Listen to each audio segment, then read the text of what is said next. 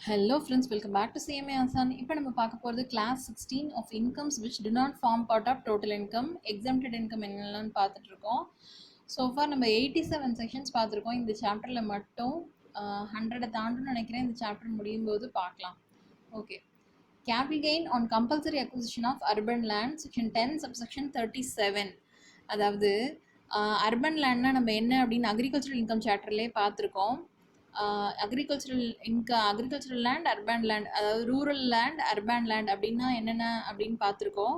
அந்த அர்பன் லேண்டை கவர்மெண்ட் அல்லது வேற ஏதாவது ஒரு அத்தாரிட்டியோ கம்பல்சரியாக அக்வயர் பண்ணுறாங்க அப்படின்னா அது மூலமாக வர்ற கேபிட்டல் கெயின்ஸ் எக்ஸம்டட் ப்ரொவைடட். இதுக்கு நிறைய கண்டிஷன்ஸ்லாம் இருக்கும்.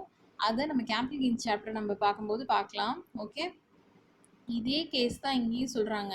ஆனால் இங்கே சொல்கிறது land pooling scheme. Land pooling ஸ்கீம்னா ஆந்திர பிரதேஷில் இந்த மாதிரி ஒரு ஸ்கீம் இருக்குது.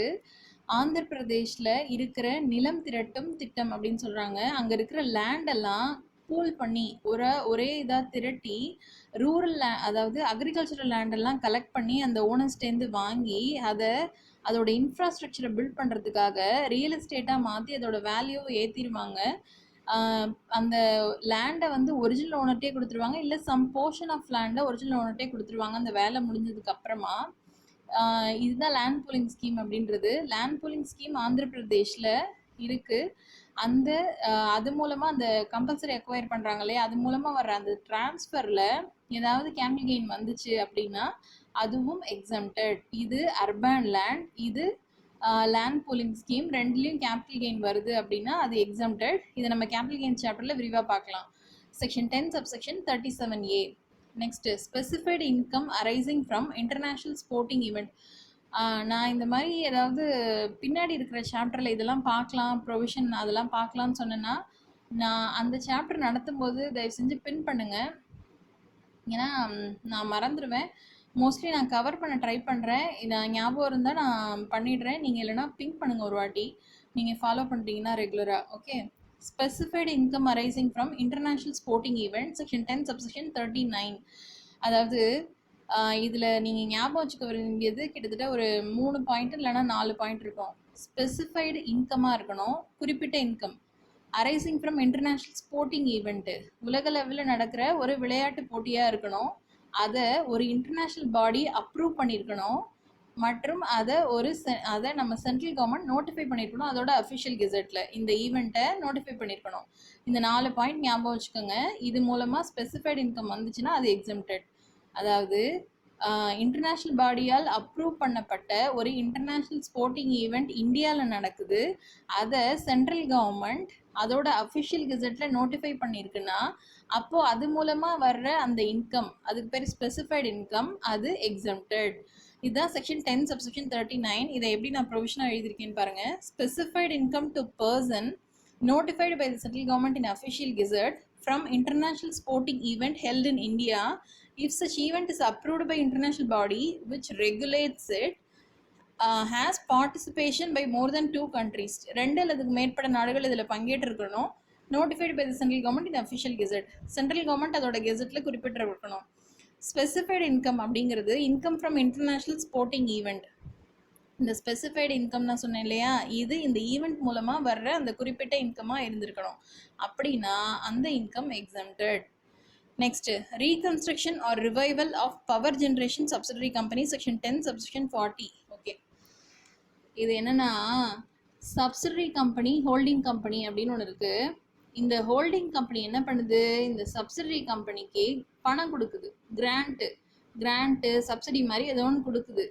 இந்த ஹோல்டிங் கம்பெனி என்ன ஆக்சுவலாக பண்ணுதுன்னா பவர் ஜென்ரேஷன், டிரான்ஸ்மிஷன், டிஸ்ட்ரிபியூஷன் இந்த 3 வேலையும் பார்க்குது. அப்படின்னா என்ன, மின்சார உற்பத்தி, அப்புறம் அந்த பகிர்ந்தளித்தல் ஏதோ சொல்லுவாங்க, பவர் ஜென்ரேஷன் பண்ணுறாங்க.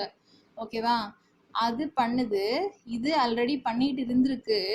இது என்ன பண்ணுது, ஹோல்டிங் கம்பெனி சப்சிடரி கம்பெனிக்கு பணம் கொடுத்து நீ பண்ணிட்டு இருக்கிறத இன்னும் கொஞ்சம் ரிவைவ் பண்ணு, ரீகன்ஸ்ட்ரக்ட் பண்ணு, மறு கட்டமைப்பு செய்யு அப்படின்னு சொல்லி அந்த பணத்தை கொடுக்குது. அப்படின்னா இதுக்கு வரக்கூடிய அந்த சப்சிடரி கம்பெனிக்கு வரக்கூடிய அந்த அமௌண்ட் இருக்கு இல்லையா, கிராண்ட்டு, அது எக்ஸம்டட்.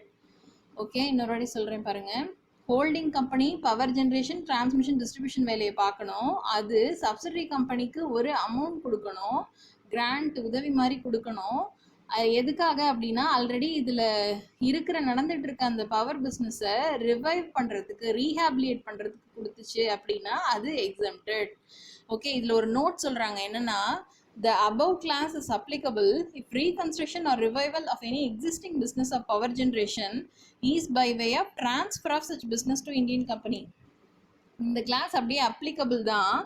எப்போன்னு சொல்கிறாங்கன்னா, இந்த பிஸ்னஸ், இந்த reconstruction revival of existing business இருக்கு இல்லையா, இந்த existing business of power generation எது மூலமாக கூட வந்திருக்கலாம், is by way of transfer of such business to the Indian company.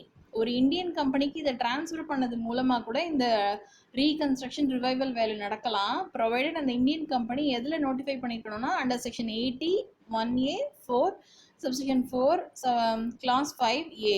ஓகேவா? Next, specified income of a non profit body or authority specified by the central government. Section 10 subsection 42 என்னன்னா, ஒரு நான் profit பாடி இருக்காங்க அப்படின்னா, ஒரு நான் ப்ராஃபிட் அதாவது லாப நோக்கில் இல்லாமல் ஏதாவது ஒரு அமைப்பு இருக்காங்க, பாடியோ அத்தாரிட்டியோ இருக்காங்க, அவங்கள சென்ட்ரல் கவர்மெண்ட் குறிப்பிட்டிருக்காங்க அப்படின்னா அவங்களுக்கு ஏதாவது ஒரு ஸ்பெசிஃபைடு குறிப்பிட்ட இன்கம் வருது அப்படின்ற பட்சத்தில் அந்த ஸ்பெசிஃபைடு இன்கம் எக்ஸம்டட். இன்னொரு வாட்டி சொல்கிறேன் பாருங்க, இதில் 3 பாயிண்ட் ஞாபகம் வச்சுக்கோங்க. அந்த வர்றது ஸ்பெசிஃபைடு இன்கமாக இருக்கணும், நான் ப்ராஃபிட் பாடிக்கு வரணும், ஸ்பெசிஃபைடு பை த சென்ட்ரல் கவர்மெண்ட்டாக இருக்கணும். இது 3 தான் ஞாபகம் வச்சுக்க வேண்டியது. இதில் வேற என்னென்ன பாயிண்ட் சொல்கிறாங்கன்னா, அந்த பாடி ஆர் அத்தாரிட்டி பேசிகிட்டு இருக்கோம் இல்லையா, அவங்க ஹாஸ் பீன் எஸ்டாப்ளிஷ்டு எது மூலமாக உருவாக்கப்பட்டிருக்கணும்னா ஒரு ஒப்பந்தத்தின் மூலமாக உருவாக்கப்பட்டிருக்கணும். சென்ட்ரல் கவர்மெண்ட்டால் ஒரு ஒப்பந்தத்தின் மூலமாக இந்த ஒரு அதிகார அமைப்பை உருவாக்கியிருக்கணும். with 2 or more countries or a convention signed by the central government. Central கவர்மெண்ட்டும் ப்ளஸ் 2 அல்லது மேற்பட்ட கண்ட்ரியும் சேர்ந்து, 2 அல்லது 2+ போட்டுக்கலாம், 2 அல்லது அதற்கு மேற்பட்ட கண்ட்ரிகளும் சேர்ந்து ஒரு அக்ரிமெண்ட் போட்டுட்டாங்க. எதுக்கு? இந்த பாடியை உருவாக்கிட்டு இது மூலமா லாப நோக்கில் இல்லாமல் வேற ஏதாவது சேவைகள் செய்யறதுக்கு அப்படின்னு சொல்லி உருவாக்குறாங்க. அதுக்கு அப்போ ஏதாவது இன்கம் வருது, ஸ்பெசிஃபைடு இன்கம் வருது அப்படின்னா அது எக்ஸம்டட். இது எதுக்காக சென்ட்ரல் கவர்மெண்ட்டு இது எப்படி உருவாக்கியிருப்பாங்கன்னா 2 அல்லது மேற்பட்ட கண்ட்ரிகள் சேர்ந்து அல்லது ஒரு மாநாட்டுக்கு சைன் பண்ண மூலமாக, convention signed by the central government, ஒரு மாநாடு போடுவாங்க இல்லையா, ஏதாவது ஒன்று குறிப்பிட்ட ஒரு தீர்மானம் நிறைவேற்றுறதுக்காக, அது மூலமாக அந்த மாநாட்டுக்கு சைன் பண்ணதன் மூலமாக இந்த பாடி உருவாக்கப்பட்டிருக்கலாம். அதுக்கு ஸ்பெசிஃபைடு இன்கம் வந்தால் அது exempted. Next, reverse mortgage. Reverse மார்ட்கேஜ்னா என்னன்னா, மார்ட்கேஜ்னா நம்மளுக்கு இருக்கிற பொது அறிவு கேட்டின புத்தி வரைக்கும் மார்ட்கேஜ்னா அடமானம் வைத்தல், ஏதாவது அசைய சொத்துக்கள் இருந்தால் அடமானம் வைத்தல் மார்ட்கேஜ், வீடு அடமானம் வைக்கிறது அந்த மாதிரிலாம் இருக்கு இல்லையா. அப்போ ரிவர்ஸ் மார்ட்கேஜ்னா என்ன? மார்ட்கேஜில் என்ன நடக்கும், அந்த சொத்தை அடமானம் வச்சு அது மூலமாக நம்மளுக்கு கடன் ஏதோ தருவாங்க, அந்த கடனை நம்ம கொஞ்சம் கொஞ்சமாக திருப்பி செலுத்துவோம், முழுசாக அடைக்கும் பட்சத்தில் அதை அந்த சொத்தை நம்மளுக்கு திருப்பி கொடுத்துருவாங்க.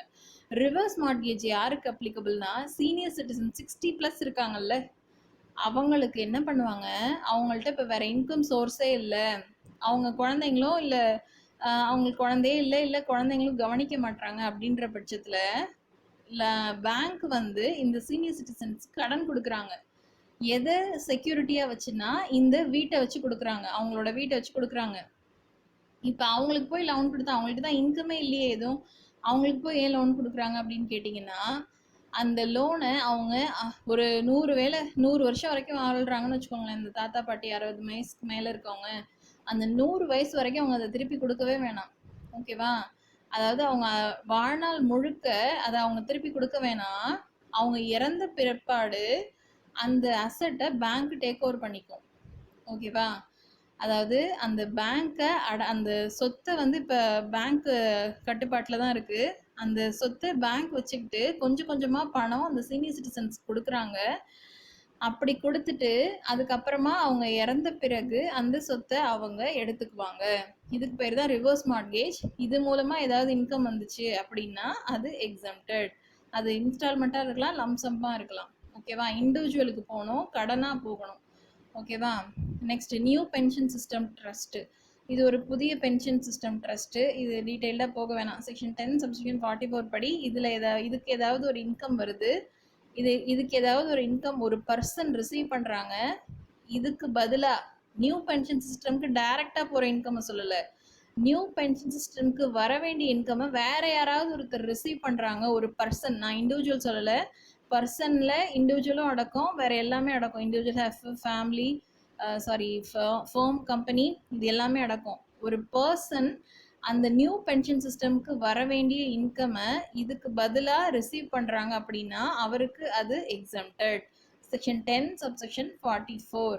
ஓகே, இதோட இந்த வீடியோ முடியுது. நெக்ஸ்ட் வீடியோவில் மீட் பண்ணலாம். பாய்.